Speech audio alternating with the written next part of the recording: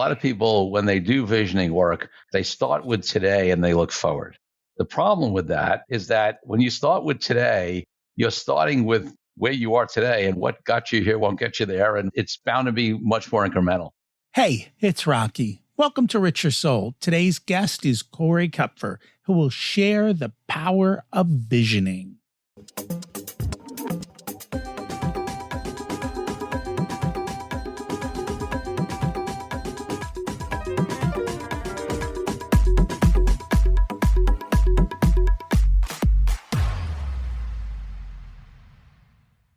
Imagine it's 12 months from now, and you've achieved your major life goals. How does it feel to be in the best shape of your life? To wake up energized, excited about the day? To have great relationships and friends who support you and propel you forward? How does it feel to have an excess of money, to be able to make the choices you want? To be fearless and open to trying new adventures? Imagine being connected to the universe and it providing everything you desire. It's possible over time, and your past does not dictate your future. The only thing holding you back from this vision is you. It's time to take control of our thoughts and use them to our advantage. Welcome to Richer Soul, where we achieve our dreams and bring balance to health, wealth, relationships, time, and spirituality. If you have not had a chance to listen to episodes 1 through 9, I encourage you to go back and listen to the framework behind Richer Soul and how to create the life of your dreams. You can also find all the show notes for this episode at richersoul.com. Here's the reality. The life you are meant to live is already inside of you. You already know what it is, but you have to get it out. I've shared the power of a life plan and having a purpose and being intentional with your planning. That's our topic today, along with a lot of wisdom from our guest and the success he's achieved in life. Corey Kupfer is a master negotiator, dealmaker, and entrepreneur with over 35 years of experience. He's the founder of his top-tier corporate law firm and the voice behind the Deal Quest podcast.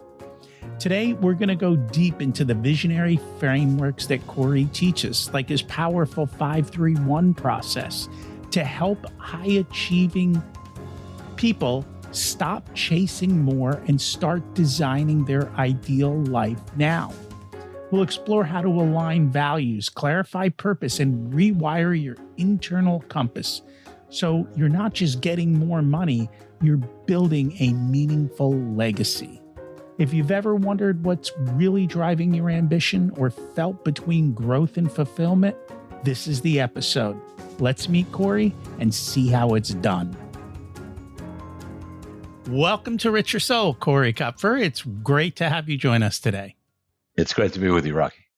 And I'm excited to learn from you today. We always like to start at the beginning. What was it like when you were growing up, and how much did your family and school teach you about money?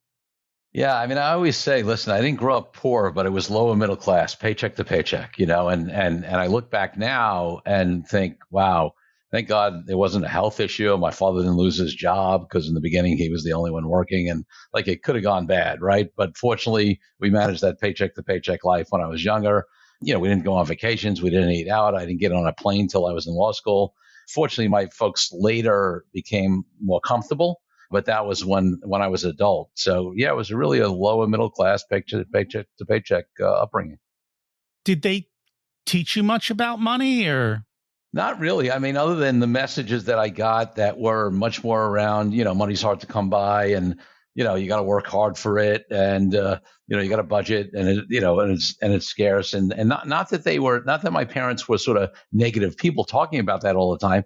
But that was just their reality, right, at the time I was growing up. So I was very sort of in tune to that. And, later in life had actually did a lot of conscious work around my relationship to money because, I just had a very limited view of what was possible from my upbringing.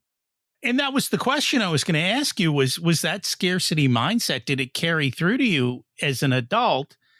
And were you able to break free from it? It sounds like you've done the work to do so. Yeah. I mean, so, first of all, it started just situationally with the fact that, I went, there's a big stress on education in my family, which is true in a lot of families, in certain cultures. And, I ended up going to law school and I did well at a good law school, and it came out in the 80s when it was a boom time. So I had all these job offers.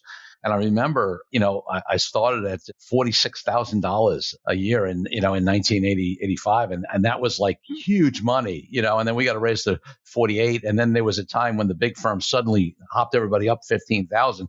So the next thing I knew, within a year, I was making $63,000. And I was like, at that point, I was like, oh my God, this is like, what do I do with all this money? But here's the funny part. It's not unusual. Like, so I'm in my 20s and I'm a typical sort of, kid in my 20s who first has money, and I'm spending more money, through most of my 20s than I made, right? So I had credit card debt, and, I didn't have any savings. I certainly wasn't doing any kind of contributions or philanthropy or anything like that. But I was making, but I was living a fun, nice life for a 20-something-year-old in New York. Well, actually, that's funny because I grew up outside of New York, and in the 80s, New York wasn't the nicest place. No, it was a very different. Big mix. Yeah, definitely a big mix. But going from there, I mean, especially when I put in like 5 or 6 years at big firm, medium firm, and then I just knew I didn't want to work for somebody for the rest of my life, and I hung out a shingle as a 31-year-old with no clients whatsoever, was taking cash advances off credit cards to pay my rent. Had no income coming in, built up a practice from nothing. And during that time, I started getting involved in some things that had me re-examine my relationship to money. And, one of the first ones was I got active in the Hunger Project, which is a nonprofit that empowers people to end their own hunger. It doesn't give out food. And I remember there was so Lynn Twist, who has since written The Soul of Money and has tape programs, whatever. Back then, she had none of that. She was just the head fundraiser, the head of strategic funding for the Hunger Project. She used to talk about money as spiritual energy, and it's like water and it has to flow, and talking about, how rich people related to money. And this was like a whole new concept to me. And then her successor, a woman named Peg Thatcher, said to me, "Oh, Corey, you can be a global investor in the Hunger Project." And that meant contributing $25,000.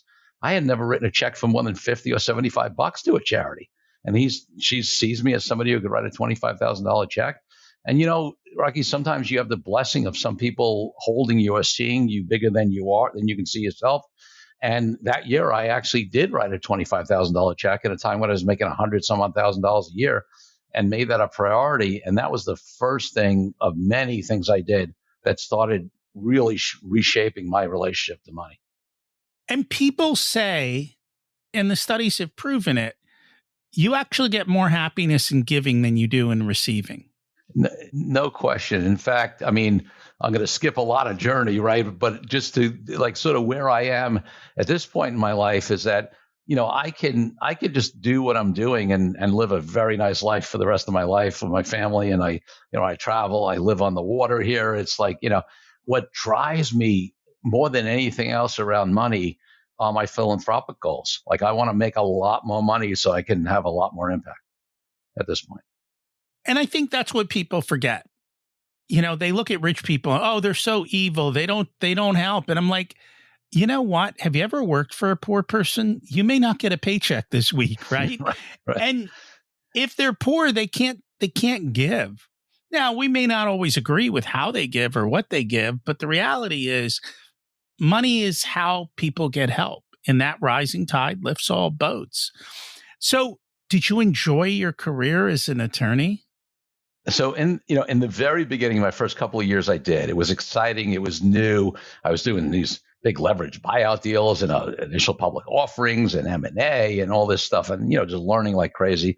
And I was in a great firm with some young partners, and with a very well-known guy who was the head partner, who was the kind of guy where he either like he loved you or hated you, and like at an extreme, and formed those opinions very early. And fortunately, I was one of the minority where he just took a liking to me. So I got, phenomenal experience and whatever. But about 2.5 years in, when that firm ended up having, some issues because some partners left, and one of the big clients was Drexel Burnham, and Drexel Burnham was having their issues back then. And I changed firms. The next two firms I worked out, the second one was brutally horrible. just, with the people and whatever. And then the next one was okay, but I didn't love, in fact, I really didn't like the practice of law in those 3.5, 4 years. And it brought me to a point when I was 30, 31, where I was like, I can't do this working for someone else anymore. I had gone high school, college, law school job, right? Because I didn't even know, like, I didn't grow up in a family where there was an option to backpack around Europe for a year or become a ski bum in Colorado. It wasn't even on the menu. I didn't know people did that. And I had never taken any time off. And I had a ski share with a bunch of buddies up at Killington, Vermont. And I went up to the house and I left my firm and I took off, skied 42 days. I took off a few months. And I really was thinking about, what do I really want to do? Do I want to go into some other kind of business because I don't really like practicing law? And what I ultimately determined was that 95% of what I hated practicing law was working for someone else and doing it in a way that wasn't within my vision, the way I wanted to create it, the way I thought clients should be treated, the way I wanted to build a team and the whole thing. And I ended up coming back and hanging out that shingle and paying my rent on credit cards and building it up from nothing. Congratulations. And not only did you build it up from nothing, but you were highly profitable. Yeah. How did that happen? Like, what was the reasoning or what was the driver behind that? Yeah. So, and listen, I don't want to make it seem like we were highly profitable from minute one, right? We've learned, but there were some things I did early, and now we run a firm that runs at 2.5 to 3 times the average profitability of a typical law firm. So, but in the beginning, I started out, like other people did in terms of looking at what market rates were and charging stuff, whatever. But one of the things that was different, most lawyers actually hate, and this is not universally true, but a lot of lawyers actually hate math or hate finances or spreadsheets or whatever, right? Like when they put the math section on the LSATs, which is the standardized test that you have to take, for lawyers to get into law school, like most of my friends were like running away from it. For me, it was like, that was my easiest section, right? So I think, being good with math was a starter point for that. But like I was running P&Ls, I was running cash flow analyses, I was running balance sheets when I had like 3 clients and barely any money, right? So I had a mentality of wanting to understand the numbers from day one. So that was the first good thing. And then I would do these profitability analysis. Like we don't do this anymore for a long time, but back in the day, we were doing some residential real estate closings, condos, co-ops in the city and whatever. And, there was an average rate that people were charging. And I realized for the way I wanted to serve clients, which was much more high touch and customized and not throwing them off to some paralegal and them not being able to reach me on the phone, that I couldn't make money at the standard rate. So I just decided, let me see what happens if I doubled it. Okay. And I doubled it. I just doubled the rate. Right. And here's the funny part. Like I didn't slow down. I remember bringing in an associate back then and she was sort of charging the going rate. And I said, we're going to double your rate. And she said, oh my God, how are we going to do that? I'm going to lose business. I said, how much business do you think you're going to lose? She said, I think I can lose up to 40% of my business. So I kind of chuckled because I said, even if you're right and you lose 40% of your business, if we're doubling it, you are making more money for 60% of the work, right? So she's like, oh yeah, you're right. And it turned out that she did 82% of the revenue of the clients that she had done the year before at twice the rate that next year, right? So that was a lesson for me that you can follow the herd, but how do you be successful when you're charging more than the herd? Well, I came to the conclusion pretty early on. I realized the fact that people talk about price and cost, but really that's not what they care about. They care about value. They care about getting value. It's just that a lot of people, even in professional services, they become a commodity because they can't distinguish themselves, right? And then if you're a commodity, you have to compete on price because you have nothing else, right? Whereas even on these little real estate closings, when people say to me, "Oh, this other attorney charges half," and I would say to them, "Well, listen, we are much higher touch. You're going to be able to get in touch with me. We're going to look, if things don't go smoothly, we're going to be there. I'm going to be there, whatever it was." And, if that's not what you want, you should go to that lower cost provider. But that also allows you to get the ideal client. So, that was the start of it. And I just kept, focusing on that over time and then did a couple of things. One, got known in some niches where we really have a great reputation, right? And that helps you, right? If you're known as one of the top players in any given space, you can charge more. And also, this was one of the things that I had coming out of big firms. I thought that the whole fee approach at big firms with clients, many big firms, the ones I was at, medium-sized firms, was very inauthentic and disingenuous, right? They'd have a rack rate. Clients would negotiate a discount. They would give them a discount, but the discount was off of a fake rate anyway, right? And then also, if clients negotiated for more of a discount, there'd be pressure at actually more bill more hours to make up for the fact that the rate was lower. And so I just have a philosophical approach I've been doing for years with clients, where they'll come to me and say, "Hey, Corey, can you get my other providers give me a discount?" And I'd say, "Listen, we don't discount, and not because we very carefully determine our rates. I am confident we provide value at or beyond those rates." And because we don't want to get into, and I explain this disingenuous relationship where there's any incentive to create some artificial rate and discount it, or to up the hours to make up for the discount. You don't do, though, value pricing in the sense of you're still billing hourly. You're not coming up with like a fixed monthly. No, on as much as we can do, we do it on a fixed fee. Okay, so almost any kind of draft, like if we're drafting an operating agreement, a shareholders agreement, an employment agreement, a NDA, I could list 1,000 agreements that we have fixed fees for. Okay, and the reason for that is that listen, with professional services, and if you bill hourly and everything, there's a disincentive to create efficiencies and create great forms. And by this issue is only going to be accelerated by all the AI tools and other things that are coming out that are going to create efficiencies, right? And the hourly billing model actually has an incentive to be inefficient because you make more money. And the more non-billable time you spend becoming efficient, you make less money, right? And one of the things I've discovered, at least with our types of professional successful clients, is that for them, fee certainty, meaning knowing what it's going to cost them and how much they have to budget, is much higher value to them than saving a few bucks.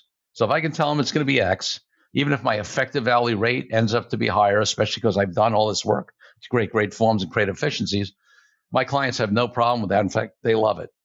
There are certain things we still, like if we're doing a negotiated M&A deal, which we do a lot of, on the sell side where the other side's drafting and we don't know whether we're going to get back, a 32-page asset purchase agreement or a 92-page asset purchase agreement, we still charge hourly on certain things, but we try to do as much as we can on a fixed fee basis. And that's kind of the trend we're seeing, is going in that direction, because as you said, people prefer to have a fixed known cost instead of the surprise.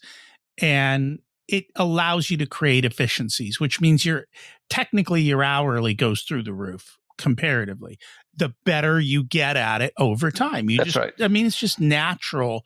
But then you have the focus to do that, is to improve, which unfortunately sometimes there's disincentives to that, which you kind of mentioned.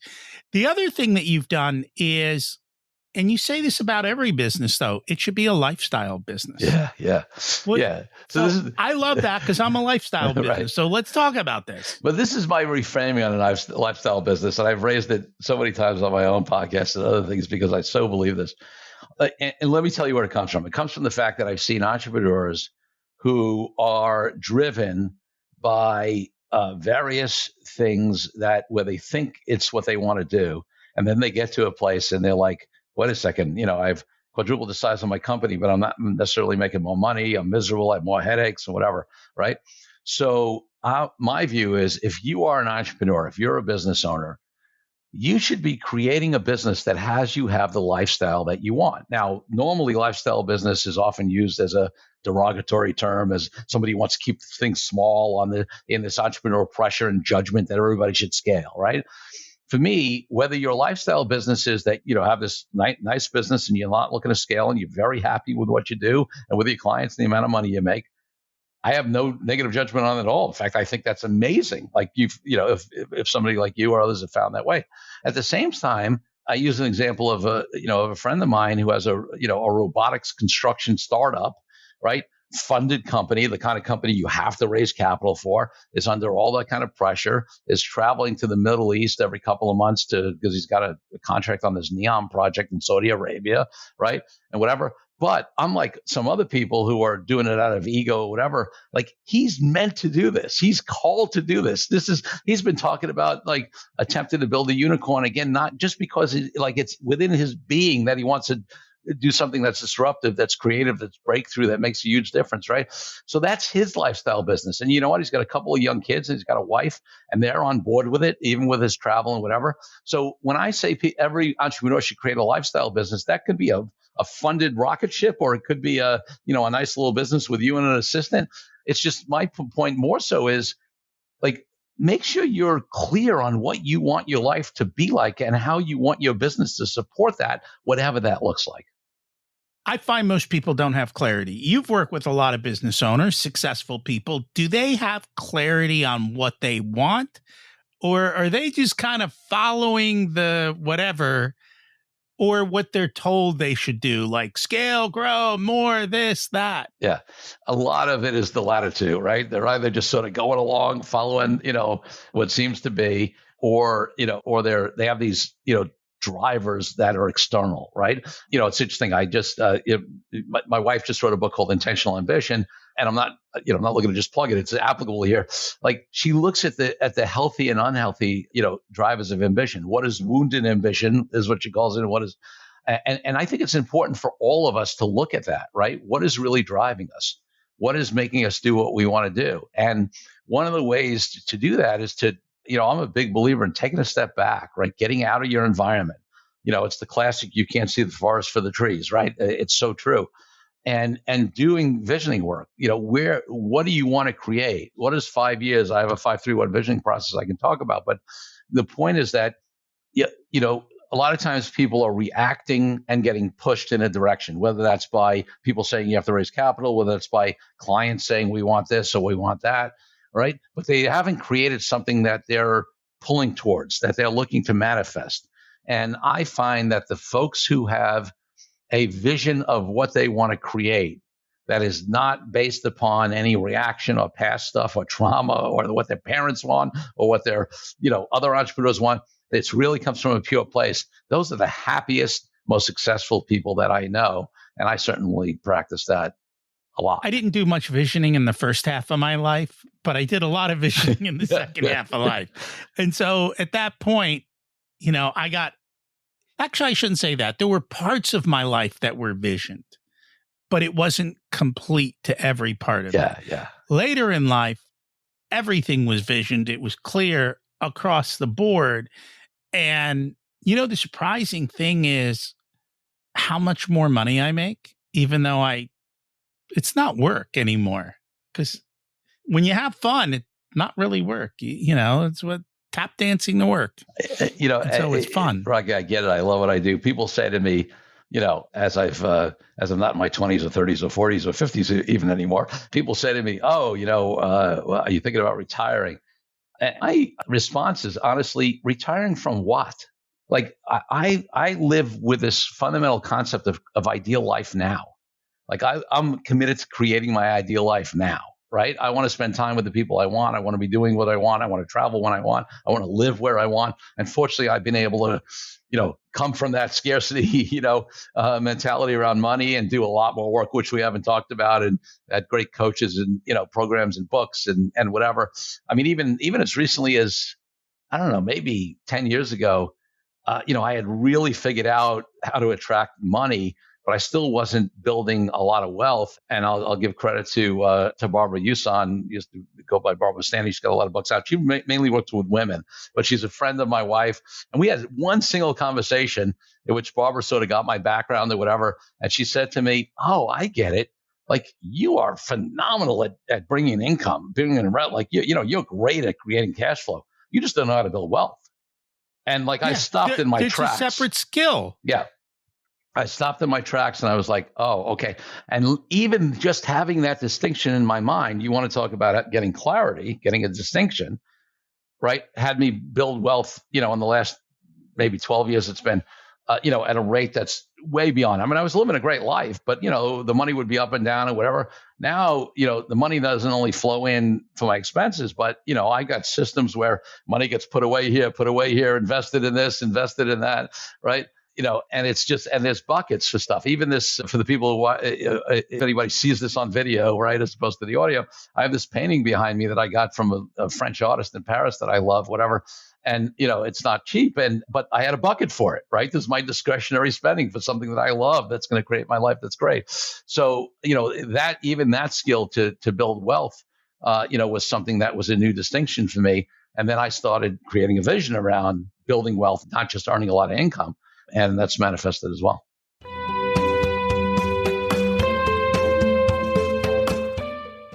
This episode of Richer Soul is sponsored by the Profit Answer Man podcast. If you're a business owner who wants to scale and grow, increase profits, or want to have strategic conversations around your financials, then check out the podcast. You'll learn how to work less, increase cash flow, increase profits, and build reserves to help you weather storms.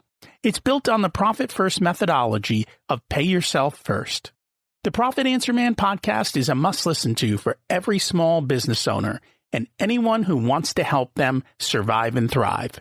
Check it out on your favorite listening platform.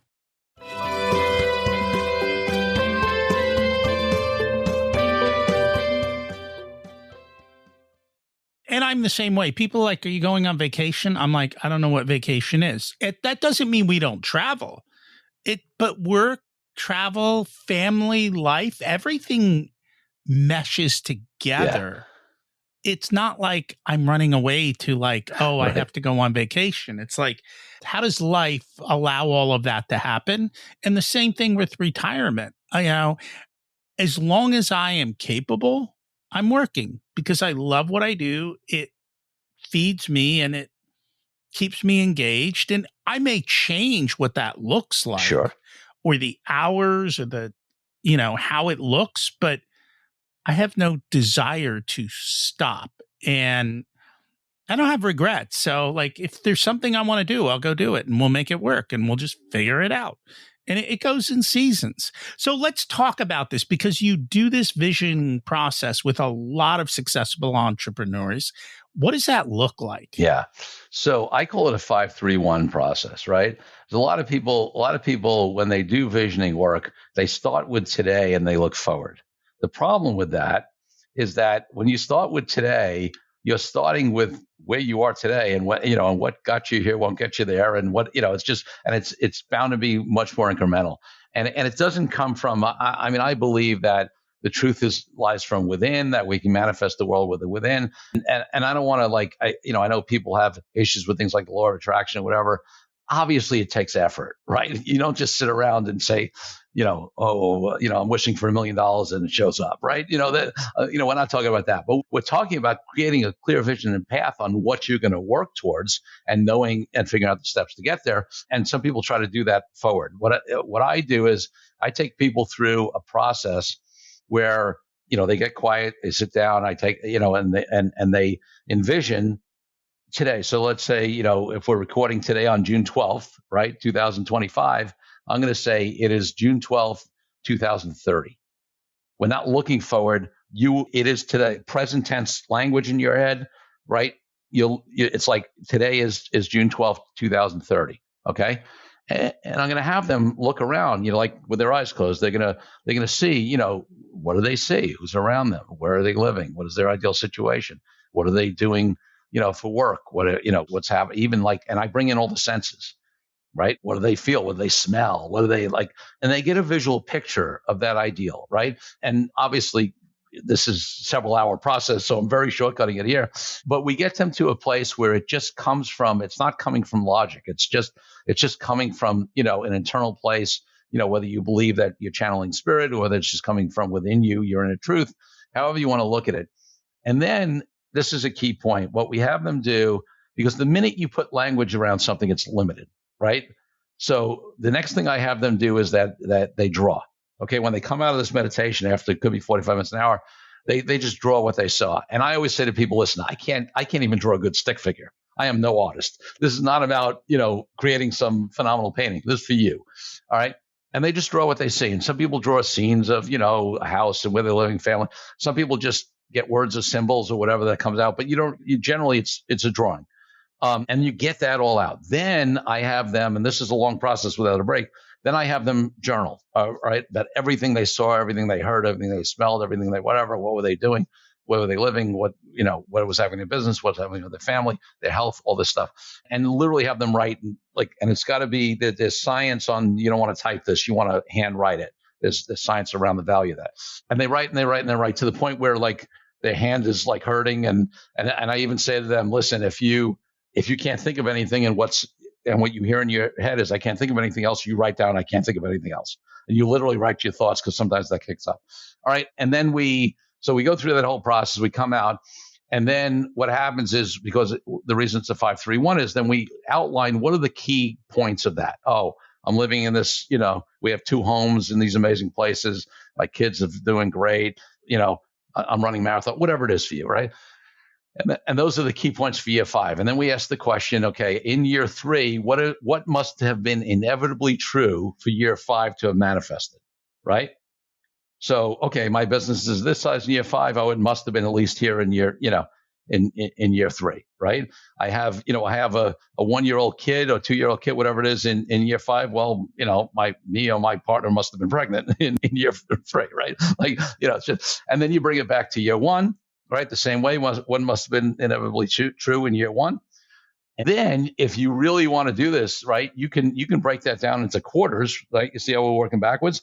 And you can say, okay, what do I need to do each quarter to hit those goals, right? A lot of people put these quarterly goals, these rocks or these whatever, but it's not based upon a thing. And then when you have to do that thing that's tough, like maybe you reach out to that new prospect or, work out when you don't feel like it, if you're holding that in the context of that inevitably will create that 5-year vision that I saw, this little thing, just because I work backwards, it's a much more powerful place to do it. And you're much more likely to take those action steps.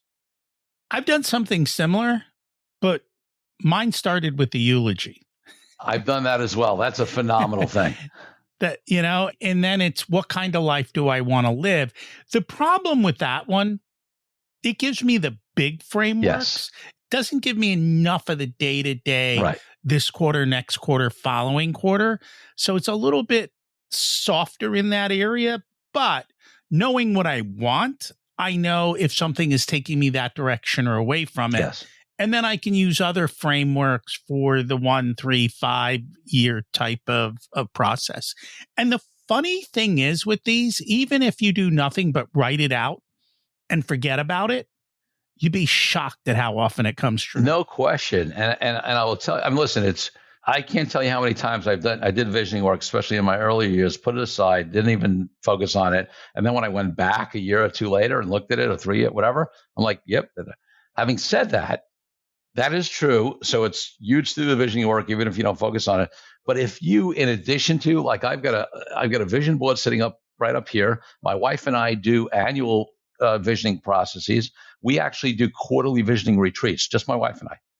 Every quarter we take a 3-day weekend and we go somewhere. It could be just a close drive or it could be up on a plane and we reconnect. We've been doing this last probably 5 or 6 years where we keep it present quarterly, and that's even accelerated the pace of our manifestation. I like that you have your wife along and that you do it together, because at the end of you are living life together. So you should be planning together, thinking together, and coming together on that. One of the things that I know you do within this then, is that where you do your highest investment use exercise? Is that part of this, or is that later? It's just another exercise that I did this highest and best use exercise I did the first time. Now it's probably almost 20 years ago. So yeah, it's sort of like Ideal Life Now. Highest and best use is one of my fundamental life principles, and I created an exercise around it. So what does that mean? Okay, so I think this should be true for anybody in life, but certainly if you're an entrepreneur, a business owner, a high-level executive, right, where your time is your most valuable commodity, right, most times more than anything else, money, whatever, then you should be spending your time only on your highest and best use area things. Some people call it a special sauce. They call it unique talents, whatever, but highest and best use is the framing that works well for me. And there are 3 elements to that are super important. One is it's got to be something you're great at, right? I'm in the camp, there are people who are like, oh, you got to work on your weaknesses. And by the way, in personal life, in relationships, okay, yes, I think that is true. In business, I'm in the camp of you double, triple, and quadruple down on your strengths, and you get other people or systems or outsourcing, whatever it is, to handle the weaknesses as opposed to wasting any time there. So I'm a big believer, do what you're great at. Second thing, though, is that I'm really good at drafting legal documents. I've had a team that's done that for me for 20 years, right? I never want to have to draft from scratch a legal document ever again. I used to be very good at that, but I don't love it. So you have to love it. You have to be passionate about it. A lot of people stop there. They're like, oh, I'm great at it. I love it. But the piece they're missing is that it's also has to be highly leveraged, got to move the needle, got to make a difference. Like whatever you're doing at these high levels as the business owner entrepreneur, right? Even if you love it and you're great at it, if it's not really moving the needle, if it's not something that only really you can do and leverage, for the success of your business, the impact on your clients, the impact on your employees, then you shouldn't be doing it. So what I do is I have people determine their highest best use areas. Should be 3 to 5, like 5 max. Okay. And then this is the tough part. This is the part where, if somebody's serious, spend a week or more, usually a week's enough, and literally track everything you do.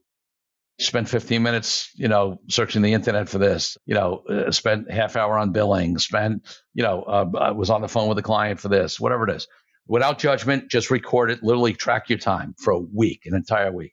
Then after the fact, you go back and you look at how much of your time is in your highest and best use areas that you determined, right? When I first did this almost 20 years ago, I was dismayed to find out that I was only spending what I thought was about 20% of my time in my highest and best use areas.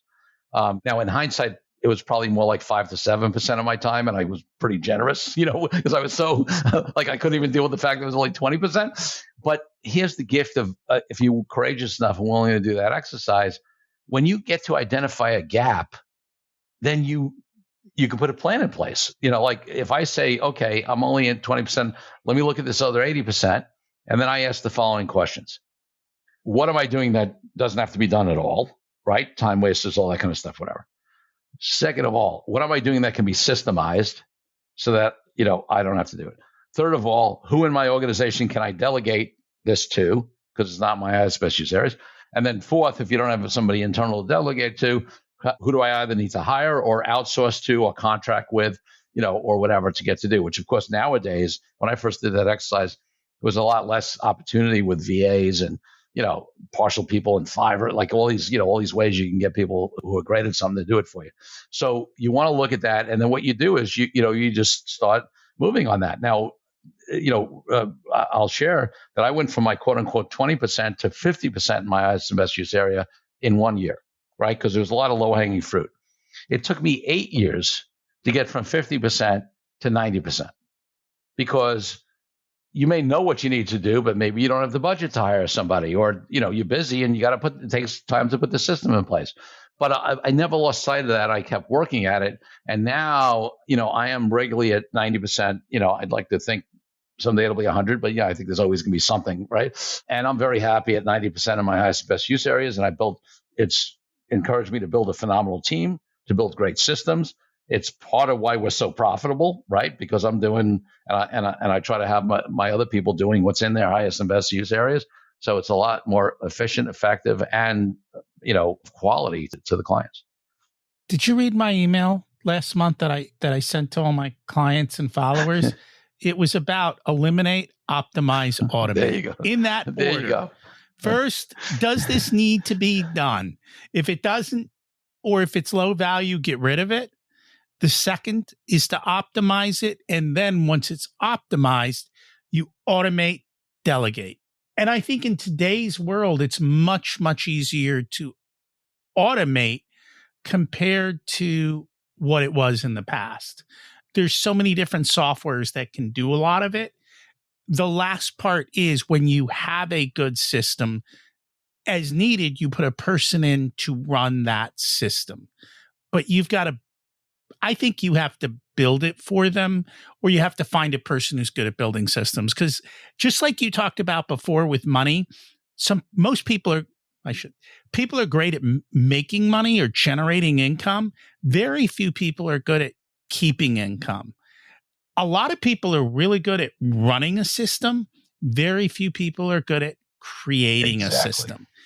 And yet we get confused with these things. And that's what I find. So I think that's a big part of it. But when you have this kind of clarity and then you clean up your time, it's amazing what you can do. I do a reverse exercise. So because all of my scheduled time is on my Google Calendar. So once a quarter, I sit down and I look at all my scheduled time, podcasts, client things, networking, and I just write down how much time all of those activities took. Yeah. And then I go, well, if they only took that much time, what the hell am I doing with the rest of my time? Because I know that's all wasted. Yes. Right? Which tells me I'm probably running at about 50% wasted. But part of it is I'm okay with it. Like, I'm not trying to fill my day entirely, right? I'm okay with a little bit of goofing off. You know, it's life. Yeah. And that's for me, Rocky, it's like we're saying the same thing. It's when you are aware and you make a conscious decision around that, whether that's, hey, I'm going to take 50% of my time, whatever it is, then that's great, right? There's no judgment on what people want to do. It's just that so many people are unconscious. Like if you ask them what they do in a day, they wouldn't be able to tell you, or if they thought they'd be able to tell you, they'd be totally wrong if you compared it to what they actually do, right? They have a misperception of what they're doing all their days, So, if you are clear and conscious and know the facts and you make a conscious choice in whatever direction, that's great. Show me your bank account and your calendar, and I'll tell you all about you. I'll see where the money and the time is going. Absolutely. And it becomes crystal clear. Absolutely. You alluded to this before. You've done a lot of personal growth work. What types of things have you done and how have they helped? Yeah. So, I mentioned already, and there's a lot more I can talk about specifically, which I won't get into around like my relationship to money. So I definitely did a lot of that. I've done a lot of this stuff, whether that's, I'll give one example. Unfortunately, he's passed away now, but like a big Bob Proctor, person. Bob, I think Bob is one of the top people to understand paradigms. What a paradigm is, it's a multitude of habits that we just unconsciously, act out of, right? And if we want to make significant transformation in our lives, and I'm not talking about incremental growth, you can make a few more bucks or whatever. But if we want to really break through something, whatever, we got to figure out what paradigm we're in, right? When I was younger, just related back to money, because we've been talking about that, like as long as I looked at myself at this lower middle class kid from Brooklyn, and who am I to do better than this, right? Like I was limited. I don't care how many skills I learned. I don't care how much I hustled, whatever. There was an inherent limitation, right, in that identity, okay? And I had to break through that paradigm.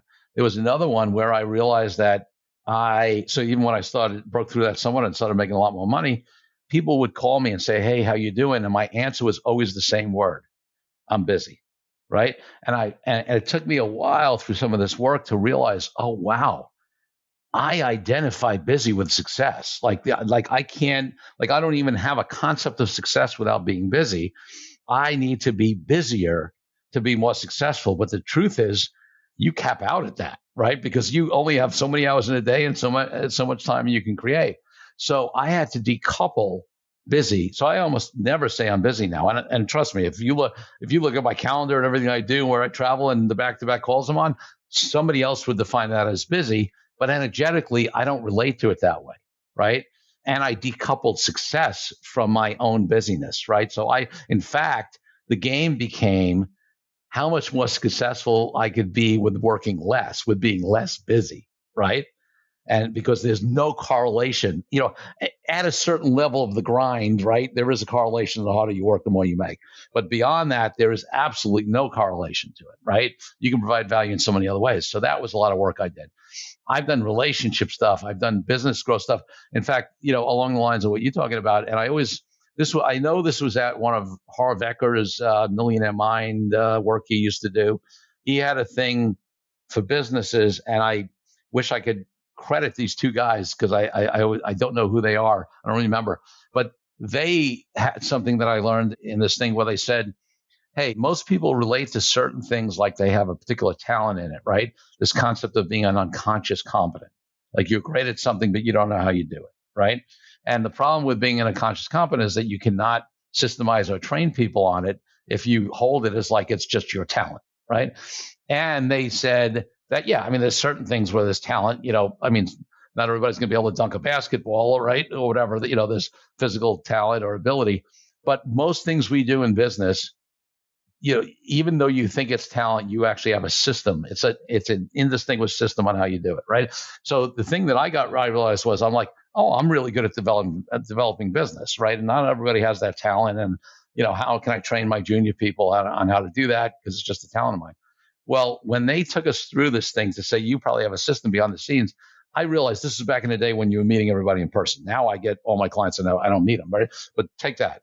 I did have a system. I just didn't have it distinguished. When the person would come into my office, right, I would greet them friendly. I would immediately mention the connection we had, the referral source, right, who introduced us, right? I would start asking the questions about their business. If they asked me about my fees, I would not answer that up front because not to avoid it, but I would say, listen, I need to understand more what your needs are and what you want to do. And then I could, quote fees, which of course now they're telling me essentially what's important to them. I'd listen carefully. I won't go through the whole thing, but I realized I was able to write out all those steps of and I did it the same way every time. I just didn't realize it, right? It was the same, so now I'm not saying that somebody you train on, it's going to be automatically as good as you because there is experience and there is some natural ability to connect with people. But there is an ability to create a system that somebody can work with and adapt to themselves, as opposed to if you hold it as a talent. So that was a big realization about some of the business growth work, that I've done.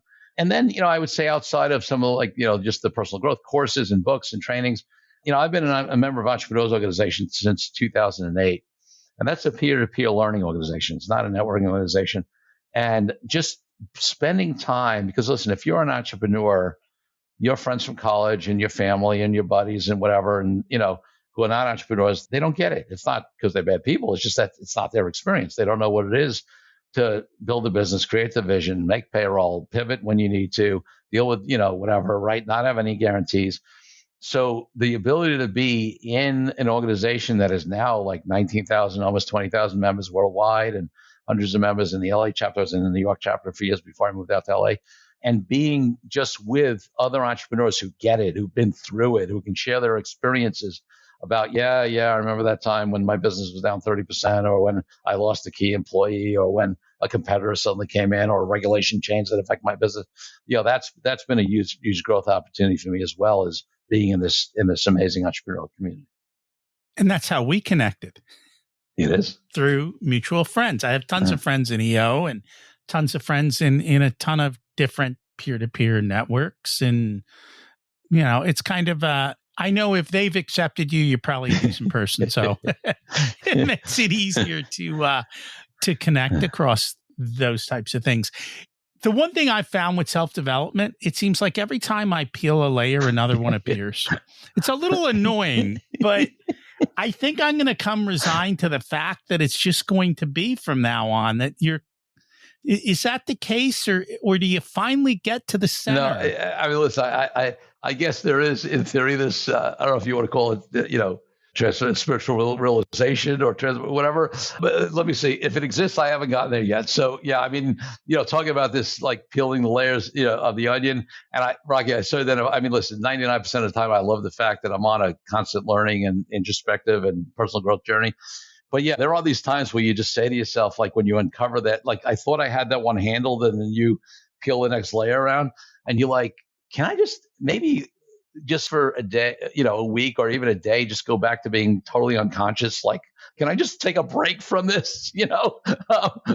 Once you open up that consciousness journey, you can't go back, and it does sometimes feel exhausting. But I think overall, it helps us create such a more amazing life. But I totally agree with you, and especially for those of us who are implementing, because here's the other thing that happens in some of these environments, whether it's the spiritual growth, the personal growth, business growth, people become course junkies, right? And then, you look and you say, where is that being applied in their life? And I've always been somebody, a lot of these programs, even the good ones, will sort of try to upsell, and they're a business. I don't blame them. They're trying to upsell you on the next course, whatever, and I'll do something at a particular thing and do a course or two, whatever. And then I'm like, okay, nope. I may come back later, but I got to take these 5 or 10 or 2 or whatever, things that I learned out of this and actually go apply them, right? Before I learn some more stuff about myself or about the world. And that is true. You can go to all the things you want, but if you don't apply it, it's irrelevant.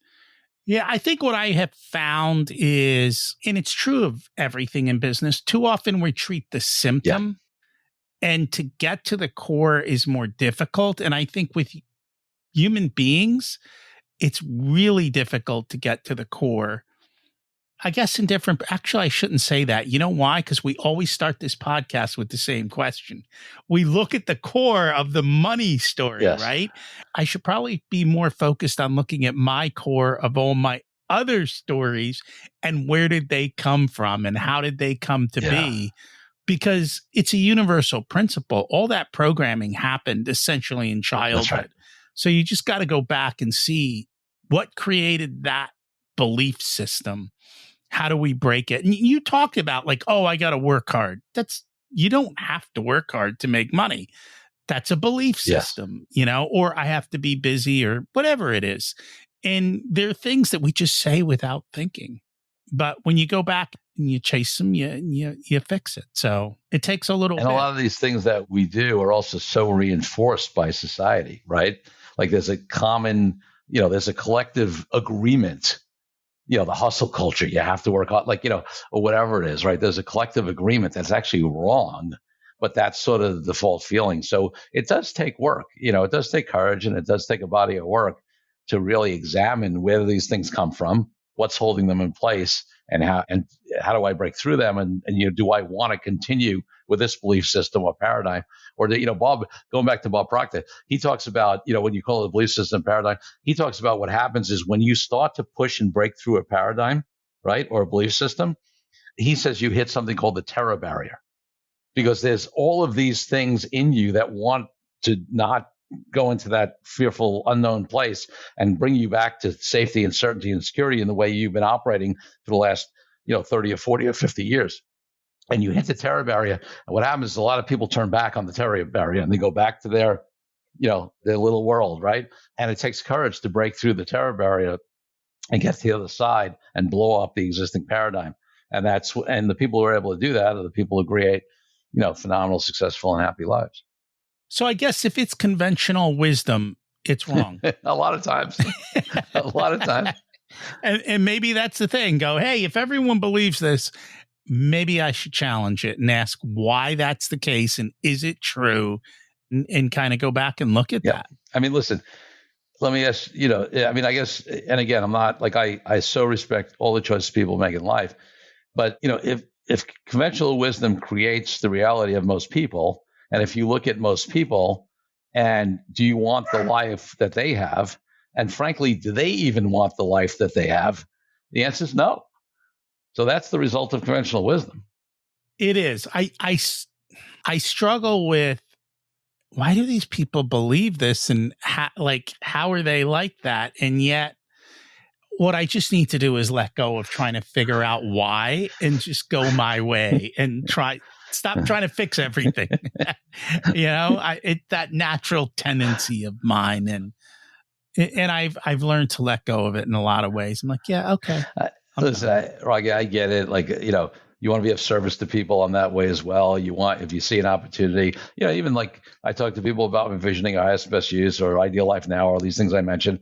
And, I guess one of the other fundamental principles I believe in is that the biggest game in life is actually building your capacity to receive, because all the wisdom and answers are out there. Okay. It's just that, I mean, I don't think there's a person on earth who hasn't had a situation where they realize that at some point they were told something and it didn't sink in, and maybe it's a decade later and they hear it in a different way, or they're in a different place in their life, and they're like, oh, that's what that person was trying to tell me. You just didn't have the capacity to receive back then, right? And so, most people don't build their capacity to receive. They're not open. They're not willing to try stuff. They're not willing to challenge who they are. And, and therefore, when I come from a place of service and wanting to help people, I am the distinction I made, right? Because you can go help people who don't want to be helped, and it's a waste of time. So I look at somebody if somebody really is working on their capacity to receive and they're really open and they want to learn, okay, good, I'm all in, right? If somebody is not that and they're closed and whatever, I don't wish them poorly, but I'll wish them well, but I'm not going to spend a lot of time and energy there, because it's a waste of time. If somebody has the capacity to receive, I don't care what kind of wisdom or commitment or whatever you have for them, it's going to go nowhere. That was a lesson that took me a while to Me learn. too. Me too. Me too. It's like, if you just move that much, the whole world changes. And you're like, enough already. When you're ready, we'll go there and we'll do that eventually. Now, you also are a fan of Profit First, correct? Yeah. So I've had Mike McCallowitz on my podcast a couple of times. I love his work in general. And for many, many years, we ran on Profit First. It was one of the things where, I sort of applied, a lot of my learning right around money, and it's a way to institutionalize that. It's like, because if everything's sitting in one bank account, not only you, but your team is like, oh yeah, we got money to do that. No, wait a second. We need to put money for taxes over here. By the way, the owner should have a profit coming out, not last dollar, all that kind of stuff. So I love the framework of the system. We instituted it in my firm. We used it for, I don't know, I think it was over a decade or more. And then the only reason we moved away from it is not because it's not phenomenal, but we got to the point where we brought in, a full outsourced CFO service. So they actually, the thing about Profit First is as great as it creates a framework and a system that really works for a lot of businesses, that creates some discipline and separation and a different mindset. When you have a CFO service, they're looking at our numbers like regularly and making more real-time advice and decisions. So, we sort of grew past it, but I'm a huge fan of Profit First. I mean, it's, I recommend it to a lot of people. I challenge your CFO, because what we call Profit First at your stage is treasury management. Okay. Yes. It's a little more sophisticated. It's more sophisticated, right? No, I agree. And that's what they're doing. It's not, I'm not saying that they're not still applying a lot of the fundamental principles of it. It's just that we're not just taking percentages, No, more dynamic. Yeah. And that makes total sense.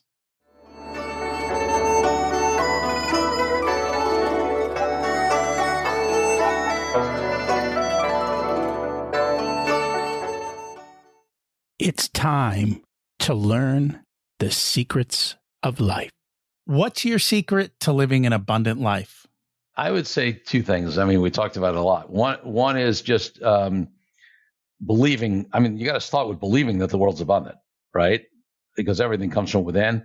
And then I would say my other biggest hack is that my wife of 22 plus years also has that mentality. So my partner is aligned in abundance mentality to the point where, as a human, when I fall into scarcity, which happens a lot less frequently now, but still can happen, she's there calling me to abundance, and I get to do the same thing for her. That is awesome. And it's great that you're connected and that you can do that for each other. It's funny. That's one of the things nobody teaches people, how to pick a good spouse and how to think about the values and the goals and the ideals that you want to build together. Because probably why most people end up in divorce. That's right. What did you learn later in life that you wish you would have learned sooner? I'll try to think of another one, because that wealth, versus income, one was one of them. But I would say, I think we hit the two big ones, because the other big one was that you can't change people if they don't want to change. We alluded to that already. It's just that one was a hard one, and it came much later, because I used to spend a lot of time thinking, oh, I can contribute to this person, and wasting time because they weren't ready to change. Yeah. And that's a hard pill to swallow. And it's even harder when they're family or close, or you have to learn to let go. It drives me up the wall that people have to hit rock bottom before they're willing to change. I'm like, can we not do this? There is an easier way, but a lot. Tony Robbins talks about this. A lot of other people, that there are two motivators for human beings. One is to avoid pain, and one is to gain pleasure. And the avoiding pain is the much bigger motivator. It very much is. If you were to give an 18-year-old one specific piece of wisdom, what would it be? Create a vision for your life. Trust that you can manifest that, and don't let outside information and advice as input. Don't have the ego that, where you think you know everything at 18. Use it as input. But if something is in your soul, in your heart, that you're driving towards, and that advice is against it, trust your internal truth. Yeah, and that's a big thing. I know my vision at 18 is very different than my vision today. But that was also because that's what society said we should do. And it was a very different time and things have changed. And it would be nice to have more visioning as a young person and to be exposed to what that really looks like and what I think more importantly, what really is important versus what you think is important. Yeah. And even if that vision is going to evolve and change, which of course it will, you're building the muscle, knowing how to do that. And you're also, like I believe in this thing where you got to take the steps forward, right? You don't see the fork in the road until you get, when you're back over here. So you have to move in a direction and then you might change a pivot or learn more and whatever. But if you don't keep moving forward, you're not going to see the options. And that is so true. If people would like to learn more about you and your services, what's the best way for them to do that? So I have my personal website is CoreyKupfer.com, CoreyKupfer.com. That's got my book, The Authentic Negotiating, the podcast, my speaking, and it also links to the law firm, which is kupferlaw.com site as well. So you get there both ways.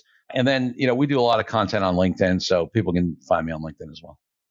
Awesome. And we'll share that in the show notes. Thank you so much for joining us today. Rocky, this was so much fun. I really appreciate it. It was a blast. Vision is a lot more than just a strategy. It's a declaration, but you've got to slow down long enough to listen. Your future will start to speak to you. The more clearly you see it, the faster it begins to unfold. Once you start taking action, massive change happens. Try out his 5-3-1 visioning process, his commitment to living from the ideal life now, or his reminder that most people are just reacting, not creating. Is that enough to nudge you to pause and ask, are you building your life or are you inheriting someone else's blueprint or programming on your early childhood? If this episode gave you clarity, pass it on. Send it to someone who's already drifting or starting to their design process and could use a little bit more help. And hopefully you're ready to go deeper into aligning your inner peace with your outer success. Because real freedom starts when you choose to live on purpose. Next week, we've got Paul Zach to chat about joy and success. Thanks for listening. Have an abundant week.